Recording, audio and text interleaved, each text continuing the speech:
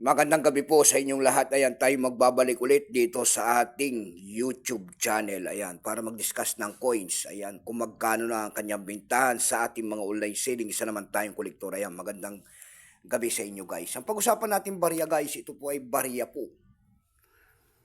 Ayan, barya po niyan ng Turkey coins, 1 lira kung tawagin nila, year 2009.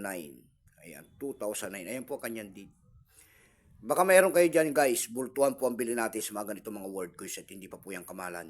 Pero pasamantala tayo magpapasalamat muna sa masugid na ating mga tagapagsubaybay dito sa aking YouTube channel, lalong-lalo na ang aking mga subscriber dyan. Thank you so much at magandang gabi po. Maraming salamat din po sa mga nanonood dyan sa aking FB page. Lahat po na nakapalo sa aking FB page, thank you so much sa inyong lahat. Mabuhay po kayo and God bless.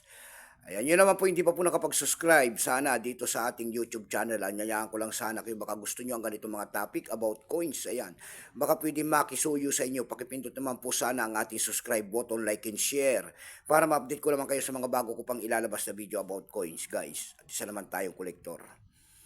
Ayan, yan ang ating pag-uusapang barya guys. Sa bansang Turkey po yan, 1 lira po kung tawagin nila. Ayan, ito po ay 2009, ito po ay 58%.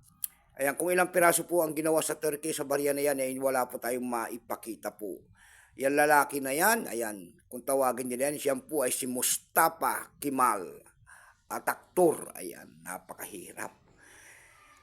Itong 2009 na ito po ay 58%. Wala po may pakita ang Turkey kung ilang piraso pong ginawa sa barya na yan. Pero may appraisal price yan doon sa ating numista.com.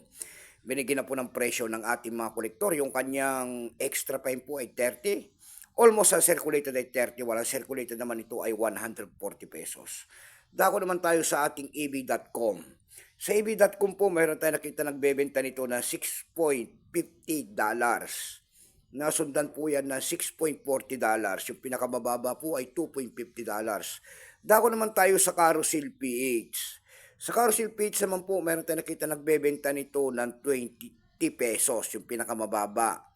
Meron naman tayo nakita doon na 200 pesos, nasundan po yan ng 55 pesos. Ayan. Ayan lamang po ang ating may babaging kanyang presyo at magandang gabi po.